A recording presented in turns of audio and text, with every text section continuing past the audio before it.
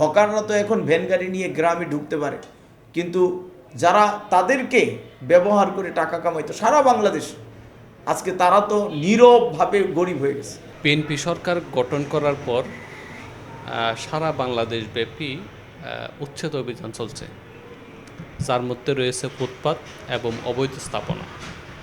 আপনি একজন রাজনৈতিক ব্যক্তি হিসাবে এবং ধর্মীয় আলোচক হিসাবে এই বিষয়টি কিভাবে দেখছেন? ধন্যবাদ পিপিএনকে যে আজকে আপনারা এই বিষয়টাকে জানার জন্য এসেছেন। আমি আমার ব্যক্তিগতভাবে বলতে চাই যে বিএনপি সরকার গঠন হওয়ার পরে তারা যেই ফুটপাত এবং যে হকার উচ্ছেদ এবং অবৈধ স্থাপনা যেগুলো তারা উচ্ছেদ করছেন, আসলে এটা একটা প্রশংসার দাবিদার। এটা আমি তাদেরকে প্রশংসা করি, এটা তাদের ভালো উদ্যোগ। তবে বিএনপি সরকারকে এই কথায় মাথায় রাখতে হবে যে আমাদের এই দেশ দরিদ্র সীমার একবারে নিম্ন পর্যায়ে আমরা আছি। আমাদের এই দেশ যে খুব ধনাঢ্য মানুষ, বিষয়টা এরকম নয়। আমরা দেখতেছি যে সারা বাংলাদেশেই ম্যাজিস্ট্রেটরা যারাই হকারদেরকে উচ্ছেদ করছেন, অনেক জায়গায় তারা বক্তব্য দিচ্ছেন যে হকারদের জন্য তারা বিকল্প ব্যবস্থা করবেন, তাদের জন্য ছুটিকালীন একটা মার্কেটিংয়ের ব্যবস্থা করে দিবেন এবং রাত্রিকালীন তাদের জন্য একটা মার্কেটের ব্যবস্থা করবেন। কিন্তু আমরা তো দেখছি তারা কিছুই করতেছে না, তারা শুধু বলে যাচ্ছে। কিন্তু একজন হকার যাকে উঠিয়ে দিল, তার একজন বিবি আছে, বাচ্চা আছে, তার পরিবার আছে, তারা কি এটা বুঝতেছেন যে তাদেরকে উঠায় দেওয়ার দ্বারা এই মানুষগুলোর অবস্থা কি হচ্ছে?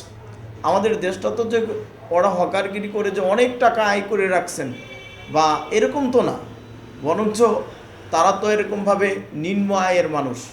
বরঞ্চ আপনি আরেকটি বিষয়ে খেয়াল করবেন যে যারা এই হকারদেরকে ব্যবহার করে বহু টাকার মালিক হয়েছেন, তাদের ঘাড়ে পা রেখে যারা এরকমভাবে রাজনীতি করেছেন, যারা এরকমভাবে তাদের থেকে টাকাগুলো নিয়েছে, আজকে আমি মনে করি ওই সমস্ত নেতারা তারাও মহা বিপদে পড়ে গেছেন।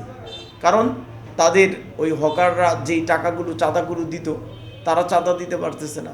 হকাররা তো এখন ভ্যান গাড়ি নিয়ে গ্রামে ঢুকতে পারে, কিন্তু যারা তাদেরকে ব্যবহার করে টাকা কামাইতো সারা বাংলাদেশ, আজকে তারা তো নীরবভাবে গরিব হয়ে গেছে, নীরব ভূমিকায় চুপ হয়ে গেছে, মানে কিছুই করতে পারতেছে না। তারা তো ভ্যান গাড়ি নিয়েও বের হতে পারতেছে। সরকারকে বলতে চাই, প্রশাসনকে বলতে চাই, আপনারা গরিব মানুষের পেটে লাথি দিয়ে এরকমভাবে আপনারা তাদেরকে উচ্ছেদ করলে এটা এদেশের জনগণ তারা এরকমভাবে ভালো নজরে নেবে না।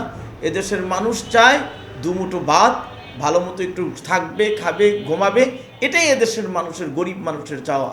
আর যারা বড়লোক, যারা অনেক ধনাঢ্যবান, তারা তো টাকার পাহাড় বানিয়ে এদেশ থেকে আরেক দেশের টাকা পাচার করে দিয়েছে। আপনারা দেখেছেন এরকমভাবে যারা এদেশের অসংখ্য টাকা এদেশ থেকে পাচার করে যারা চলে গেছেন।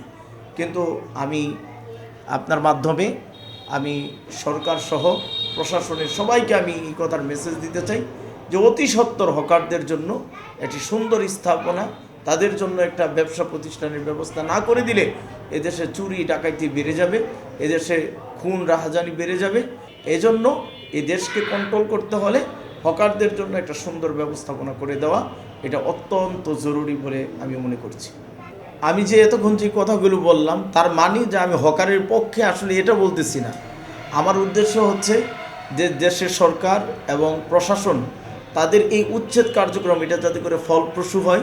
কারণ তারা যদি বিকল্প পন্থা এরকম ব্যবস্থা করে না দেয়, তাহলে অনেক মানুষ ক্রাইমের দিকে চলে যাবে, পথভ্রষ্ট হয়ে যাবে।